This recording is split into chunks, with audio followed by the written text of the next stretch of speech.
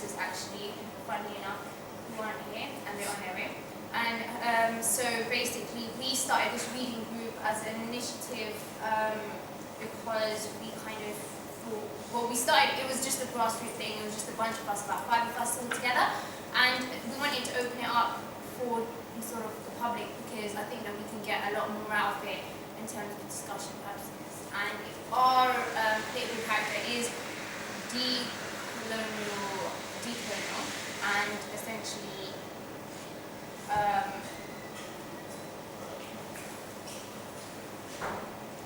sorry, it is decolonial, and yeah, so we believe in respectful and critical dialogue. Greeting. First and foremost, I really do apologise for the delay in the start. The reason being is we are actually waiting on a fair few people, and I do think that because they made a fair bit of a trek to get here, we've got people outside of London coming. I just thought it would be best to wait for them, and obviously we will make sure that there's a proportional amount of time dedicated to discussion and to the discussion. So following on from our discussion last week, I wanted to thank everybody personally for reaching out with constructive and respectful criticism. We appreciate the advice, and we bear in mind, we will bear it in mind for subsequent sessions. So there are just a fair few kind of notifications that I want to kind of draw your attention to. So, for example, the first and the most important one is that, you know, we are really thankful for our speaker's time, and our speaker has taken an effort to obviously prepare the presentation today. Our speaker cannot be interrupted, and instead we will allow our speaker to finish the entirety of the presentation. Any rudeness or disrespect towards our speaker will be asked to leave. In this reading group, we welcome anyone who is willing to engage in respectful and critical discussion pertaining to decolonisation. This group is a safe space for Black and Brown and Muslim people, and no prejudice of any kind will be tolerated. If you disagree with the speaker, you are welcome to respectfully engage in discussion through an academic scope, preferably with academic references. All our speakers put a great deal of work into their presentation, and we respect and value their contribution. Our speakers are highly qualified and engaged with Fanon's work through a critical scope, and we ask those non-Black and Brown people present here today to listen and respect and learn. Although, of course, you are welcome to contribute in the second segment of our session. Everybody's welcome to contribute in the second segment of our session. So the first segment is entirely dedicated to the speaker's presentation, and the second segment is entirely dedicated to discussion purposes. So we are a grassroots and educational initiative, and we prioritise non-white voices as they are first-hand the victims of colonialism. We respect the chairperson. Please respect the chairperson, particularly when mediating or pausing for reflection. The chairperson may ask you to center your talk from time to time if they feel that the discussion is deviating from the original subject. So I'll be your chairperson for this evening. So we encourage contribution in a respectful manner, and if you would like to make a contribution, please raise your hand and avoid interrupting the chairperson who will then select you. We would like to ensure both brothers and sisters are able to contribute equally, so you may be asked to sum up your points if you exceed the time allocated in the discussion segment. The structure of the session is as follows. So we'll be having about a 40-minute presentation, and then the rest of the time will be entirely dedicated to question and answer. So essentially, I'm going to be introducing our speaker this week. He will be presenting Chapter 1, Concerning Violence of Wretched of the Earth by Frantz Fanon. Frank Johnson is a Lagos-born migrant living in London. He has a BA in History and Politics from Goldsmiths and an MSc in International Relations Theory from SOAS. He defines himself as Black Pan-Africanist and Afro-pessimist. Okay, thank you so much for joining us, Frank. We really appreciate it, and I really do apologize for the delay in the presentation. Okay, evening everyone. As Naz Frank, and I'll be talking about Frantz Fanon's Concerning Violence chapter from the Wretched book. Okay, so I'm not really going to talk very much. I don't really actually like the title speaker because I just feel like I'm talking at people and prefer to kind of have a discussion. So the first section is just going to be me just quickly summarizing what the chapter is about. And I'm guessing that most people have read it, but maybe the people that are watching the video have probably not read the chapter, so that will probably be need to do. And then the second half of my presentation will just be a few comments from me with regards to the relevance of the chapter to our world today. And I might kind of stretch out a bit and kind of just talk about the book in general in terms of like the title and yeah. So basically, I'm guessing that last week you guys probably covered just a summary of the book to sort of go over who Fanon was and all that. But I'm just going to do a quick thing here. So Fanon, he was born in Martinique, the Caribbean island of Martinique, and he was like I describe him as a kind of polymath, because you can't really pigeonhole him into just one sort of area. You can't say he was a psychologist or a psychoanalyst. He was just a master of everything. And he basically, I'm actually jealous of him, because the stuff that he was able to come up with at the age that he came up with them. I'm going to be 28 in 2 weeks' time. So I'm going to be 27 in 2 weeks' time. And I've not come up with less than half of that in my 27 years. So yeah, I'm kind of jealous. But yeah, man, the guy, I really rate him. And I should probably say as well, I came across Fanon not whilst I was at uni. When I was at uni, no one told me about Fanon. I didn't know about him. I'm sure it was probably mentioned, or some of his works was given to us as readings, but they were probably non-compulsory readings. So I just wanted to get my degrees, so I didn't really read the stuff that was not compulsory to be read. But I came upon him after I left SOAS, and I was basically kind of like jobless, and I was just thinking, like, what am I going to do with my time? So I started reading stuff, and I read Walter Rodney's How Europe Underdeveloped Africa, and reading that book, I was kind of just taken by the way Walter Rodney, his analysis of European imperialism and capitalism on the African continent. And I was just like, wow, this guy just opened up a new dimension for me that I didn't have any kind of access to before I read his book. But then I noticed that he referenced Fanon, he quoted Fanon, and then he made some notes, and he said something along the lines of, nobody comes close to Fanon when it comes to analyzing the black condition globally. And I was just like, wow, if this guy is actually saying Fanon is better than him, so I need to, look into who this Fanon person is. So that was how I got into Fanon, basically. And yeah, my life has been different since I got into him.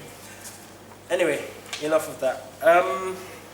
Okay, so basically, quick summary of the chapter concerning violence. So the main thrust of Fanon's argument is that colonization is a innately violent phenomenon, and that the only way to rid it from our minds and our lands is through violence. because of the fact that it's a violent phenomenon. And I think that that's quite a how would you call it, scientific way of analyzing colonization, because it kind of sees it from the point of view of colonialism is a moving force, and the only way to stop a moving force is by countering it with a similar or greater amount of violence, or a similar greater amount of force, basically.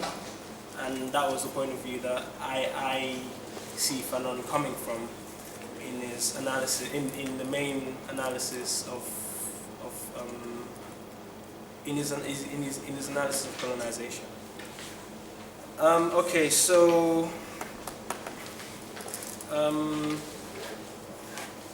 for Fanon, colonization affects the native or the colonized in two forms. There's the physical dimension and there's the psychological dimension. And I'm not surprised he talks about it, the psychological dimension, because obviously that's one of his chief training. In terms of academically speaking, he's a psychoanalyst, so obviously he would look into the psychological aspect of colonization on the native or the colonized, as he calls them.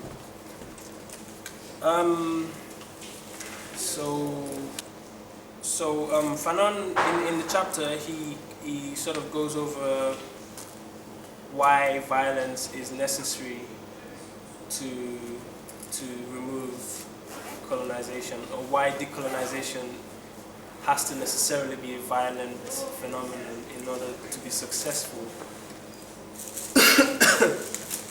And he says that the first reason he gives for why this should be the case is because the act by the native taking arms and sort of going to, in a way, free himself from the chokehold of the oppressor. That in its own right that's a very liberating act, and also from a natural point of view, that's just the way to sort of go about things. You don't, if I come to your house and I take your stuff and you ask me for it and I just ignore you, then the natural thing for you to do after that is to try other methods to get it back from me, because it belongs to you and I've taken it without your permission, or I've taken it violently from you. Okay, so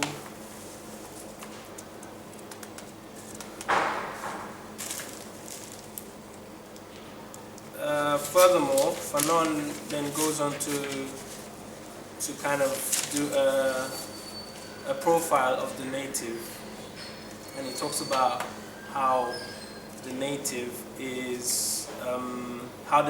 sort of deals with, generally speaking, deals with the phenomenon of colonialism, of the colonization process. And he talks about how the native sort of tries their hardest to avoid the harsh realities of colonization by sort of doing a couple of things. The first is sort of they sort of redirect the anger that they feel towards the violence that's being done to them. They redirect it onto themselves. Sometimes they do it onto their person. So I would say, for instance, it could be reflected in some people, the way the sort of diet they sort of take on, and they kind of just eat themselves into death, basically, because they'd rather eat than stand up and fight. Or they redirect it onto people that look like them. So, and I guess a good example of this would be black on black violence, as is popularly known.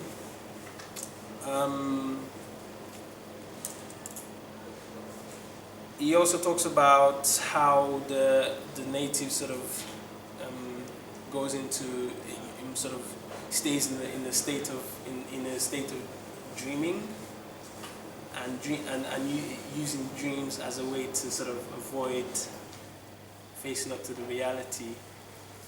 And I guess as part of the dreams, there's also the aspect of the native sort of focusing on things that aren't actually there. So he talks about zombies and he talks about the native focusing on zombies and like witchcraft. I'm African, right? And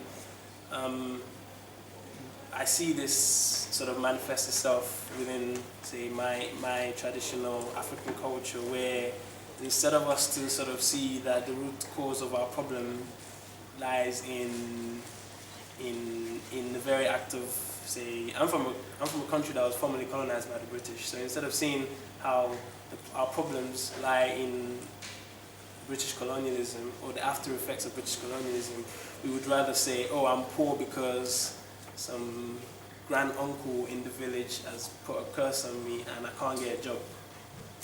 So that's a way of essentially, for Fanon, that's a tactic that a native takes on to sort of avoid facing the reality of dealing with the problem. And the problem is for Fanon ultimately has to be a violent way to deal with it.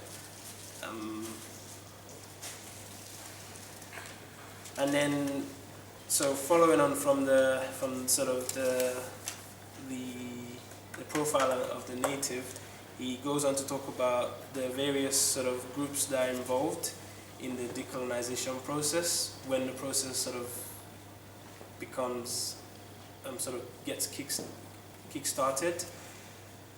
And he kind of breaks them down into three groups. So the first group is the the first group is the urban proletariat, so like the workers in the urban centers in the cities. The second group is the national bourgeoisie, so like the elites. So in the case of British colonialism in my country, they sort of employ this thing called indirect rule, whereby they use local chiefs and elders to sort of carry out British colonialism.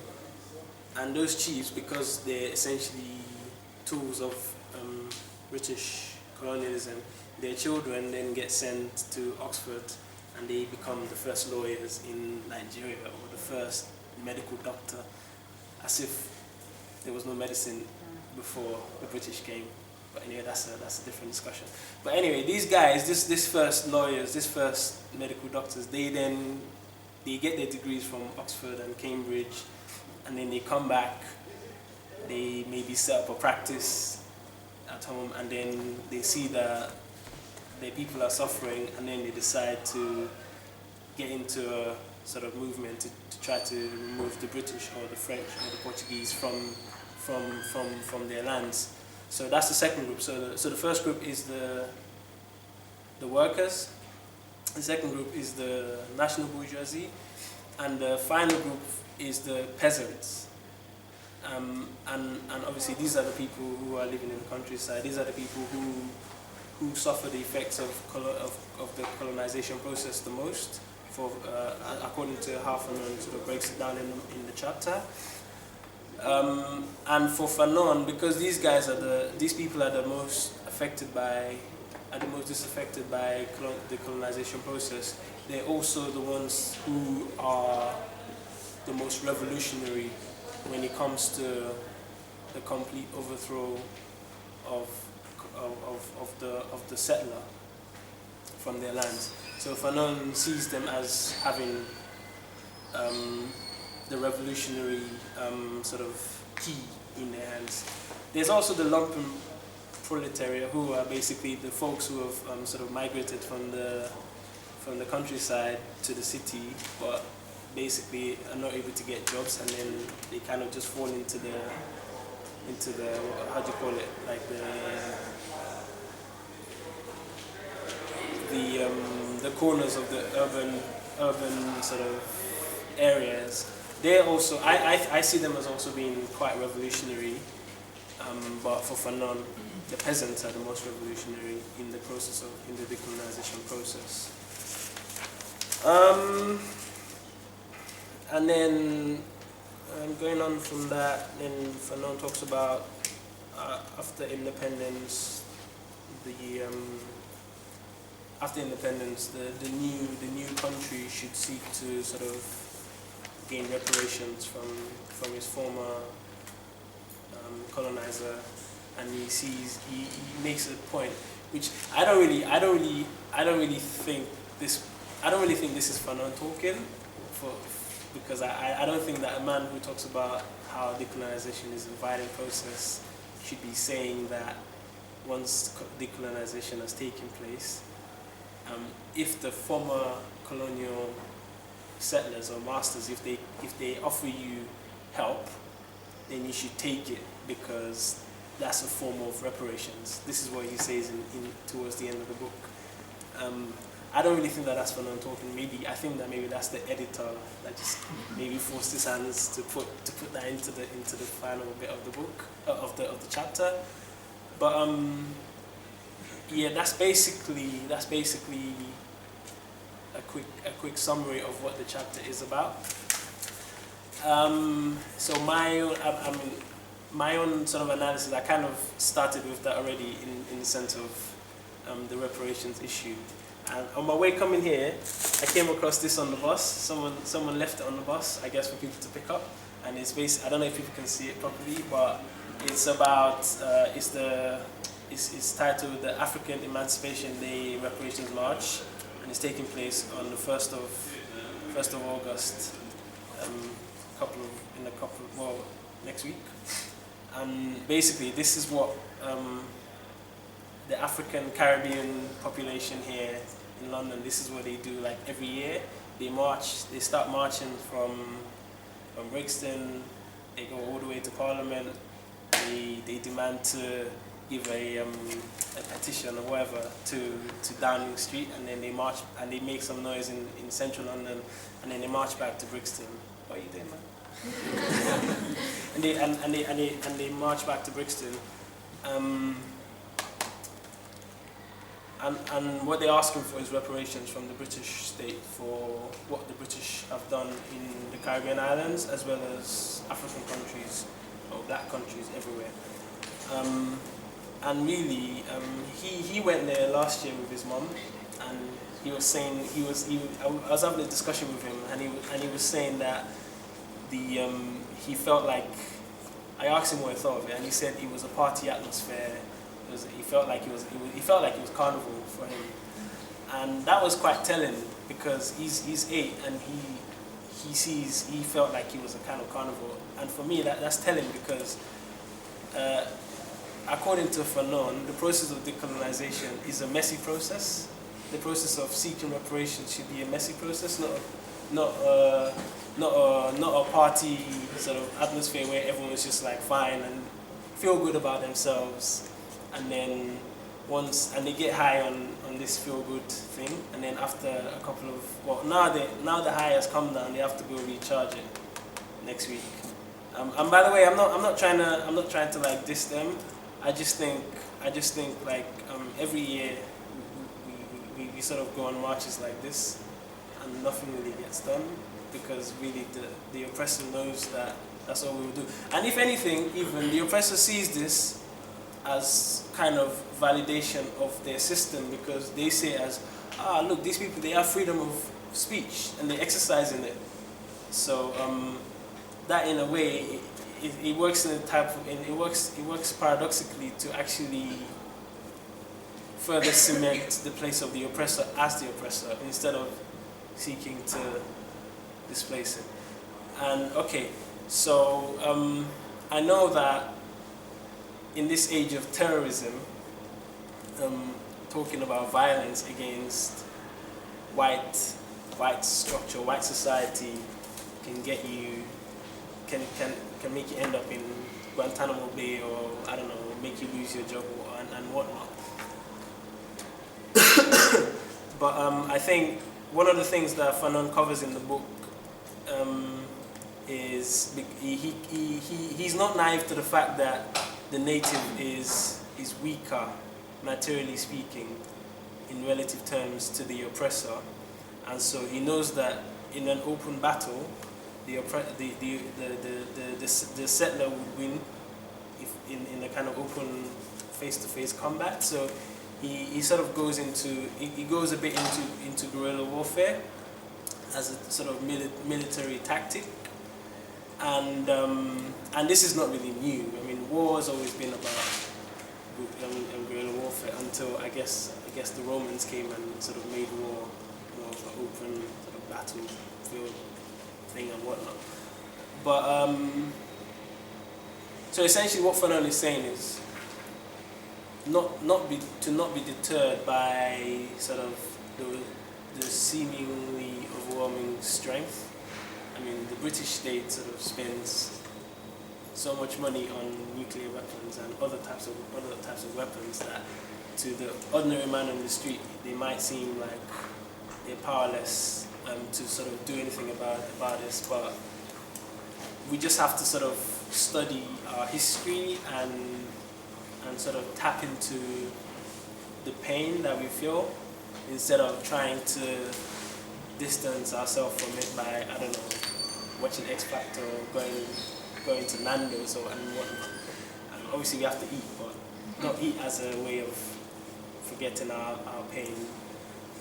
I watched the documentary the other day on Che Guevara, and one of the tactics that he was known to use when they were trying to sort of kick out Batista from the during the Cuban Revolution was that they would basically go outside a military outpost at night time and they would fire one single shot at the military outpost. And obviously because it was dark, the guys in the military outpost, they didn't really know what was happening. They just knew that they'd heard gunfire, and so they would return gunfire just sporadic, well, not sporadic, but they would just continue shooting back because they think they're under attack. And the guy that was talking, he was one of the guys who fought alongside Che Guevara, and he was saying that tactic essentially, after doing it for a week or so, demoralizes the enemy and makes them feel like, wow, these people we shot at them yesterday, and they didn't, and now they're back again today. Do they not die? How many are they? I mean, are they like how equipped are they? Are they, you know, are they stronger than us? Anyway, that's a guerrilla tactic that can be used. Again, like, this is the age of terrorism, so I don't know how that's going to sort of work out in today's world. But I think I think at the moment, we, the oppressed peoples of the world, I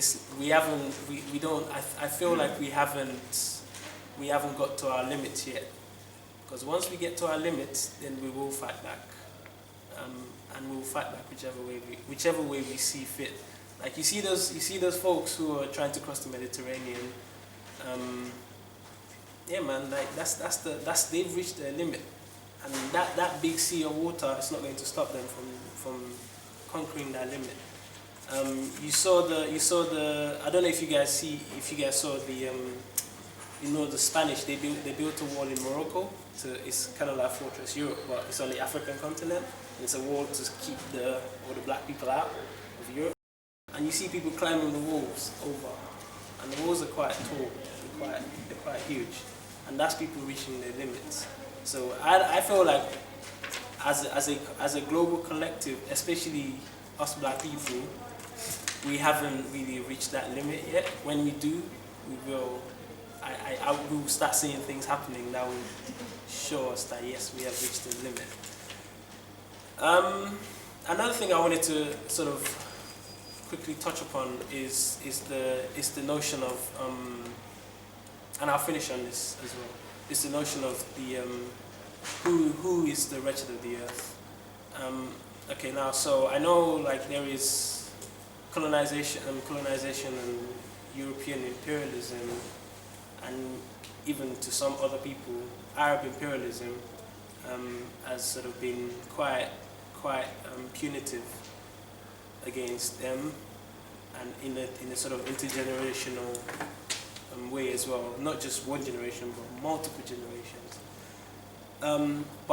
Something that sort of struck me from reading Fanon's text is essentially that who is the sort of quintessential wretched of the earth, and to me the answer to that question is the black person, the black man, the black woman, whichever way you want to put it. I just say the black person. The reason I say the black person is because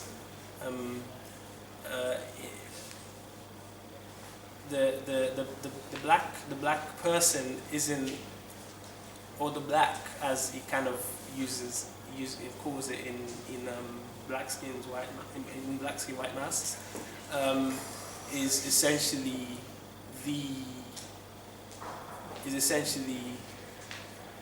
being that must be in order for, or it's essentially the non-being that must be in existence in order for the being to be in existence. So the being means the human, and in order for the human to exist, it has to be the black body, and the black body is there as a way to, the black body has to be outside the human category. And the reason why I say that black male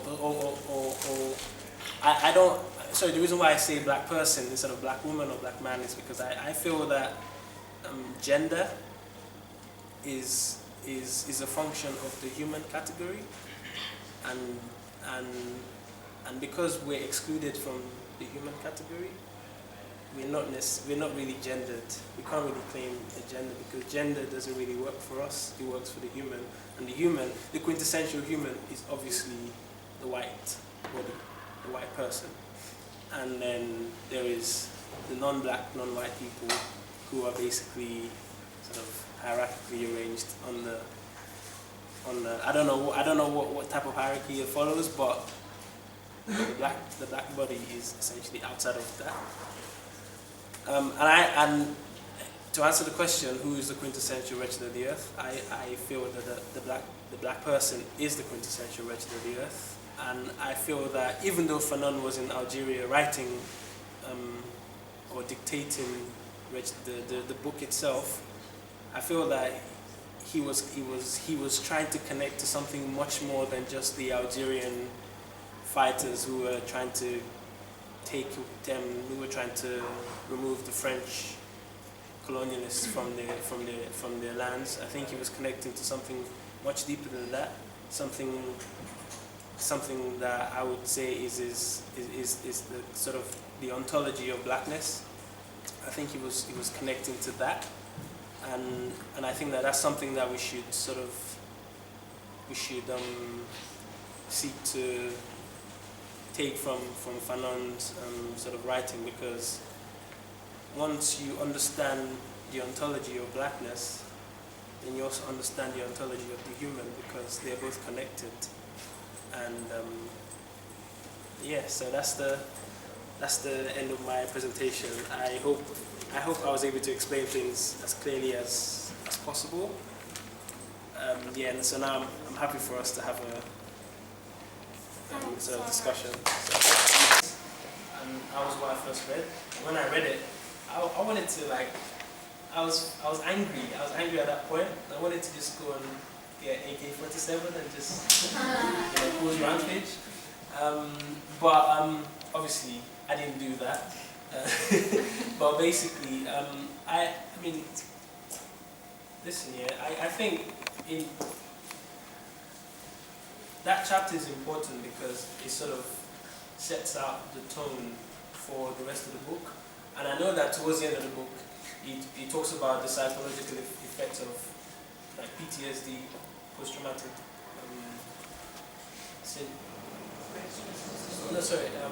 post-traumatic stress syndrome, sorry, on both the colonized and the colonizer, who were basically partaking in such acts of violence against each other. So he recognized the price or the toll that sort of violence takes on both parties. And I think in recognizing that, he's kind of saying, look, we've tried all we could to try to avert things coming to this situation. Look at that march thing I showed you. Black people have been marching for, I don't know, 600 years, 500 years, and nothing's happened, you know. So it's like, we have to stop marching at some point and start slitting throats or shooting. I don't know, like, I mean, you see the stuff that's happening in the US with the guy, what's his name, Gavin Long, and the other guy, Micah Johnson, and you see, obviously, and even before them, in a couple of years back with the LAPD police officer Christopher Donner, and you see these people basically just getting fed up and just flipping out on the system and saying, look, we have to do something. We can't just keep going saying Black Lives Matter. So what? Or we can't just keep saying civil rights or give us reparations. That's not going to happen. So basically, violence, because the system of colonialism is a violent system, and so in order to remove it, it has to be a violent process. That's a really credible argument. And you can also say that maybe you're only taken seriously when you do utilize violence. Yeah, I mean, you see, sorry to cut you short, but you see this with like the, I know this is a cliche point, but you see this with the Black Panthers, who basically said enough is enough, and yes, they were sort of taken out by COINTELPRO and other sort of counter-intelligence programs that was carried out by the FBI. But they were also taken seriously. You know, there were certain things that was done by the state. Even the mere fact that the state was responding to their violence shows that it's sort of taking them seriously. At the same time, like the way that they kind of, the way the state tried to annihilate the Black Panther Party was also to essentially get them to feud with each other, and that was like a violent way of destroying them. So it was like imploding from within. So it's important that obviously if you're going to use violence, it's organized, it's understood to have similar aims, goals, and we will discuss this in later chapters. We're going to get another brother to discuss these kind of sort of points, and actually this is the next week, maybe I'll touch on it. So if we want to go around and just essentially how you understand the chapter, maybe any talking points, to just get familiar with other people as well. It's a kind of way to get talking about the ideas and themes explored in this presentation and the chapter, and then what we'll do is we'll actually pick on actual discussions with the speaker itself. So if you want to... Needs a violent response to remove it, essentially. It's like I said at the start of my presentation, that I see that as a sort of scientific way of looking at it, because he saw it as a force that was moving in a certain direction, and in order to stop it, you need a similar amount of force or a greater amount of force to stop it. So that was how we saw colonization, and they intertwine. Same way the native only comes into existence because the settler arrives. And this was the point I was trying to make about the black and the human. The black, I'm not black. What you're wearing is black. I'm not black man. I'm brown, you know. But I'm called a black man because blackness is a social construct, and blackness really becomes constructed through the construction of whiteness. White people are not people. White people aren't things that just occur naturally. White people are constructed and they reproduce and reconstructed every time. There was a time when Irish people weren't white and now they're white. See what I'm saying? And so it's they're linked basically. So his definition of colonialism is linked to his definition of decolonisation. To the Fees Must Fall movement in South Africa, and you see the students sort of burning universities, or burning parts of universities, and yes, of course, there is the move to sort of say decolonize how philosophy is taught, say for instance, but the space itself has to be sort of leveled down, and that needs a level of sort of physical, material violence. But I do get what you're saying as well, like the mental side of it, or psychological side of it. So, sorry. Which Fanon actually explores in chapter 5. So we've got the lineup ready for. There will be a sort of academic way to deconstruct that. I mean, I would just say I think like just a general point about like anti-blackness and how anti-blackness essentially, because as I said earlier during the presentation, there is this human ideal that everybody aspires to, but in aspiring to that ideal, the people that get left behind is black people, and so yeah, I mean that's a valid point. So there's always an anti-blackness dimension to a lot of these sort of liberation sort of movements, whether it's the Occupy Wall Street or whether it's the Islamic State. There is always an anti-blackness, or whether even it's something respectable like the BDS movement that kind of talks about Palestinian struggles, but doesn't really mention the anti-black aspect of the Palestinians themselves, as well as the anti-blackness of the Israeli state. Kind of sort of academic strongly argues that it was exactly that, the fact that it was unbearable for him to actually treat the torturers, and he obviously left his occupation at that point to actually join the FLN. So that's actually quite important in his personal sort of geography as well, and his sort of movements as a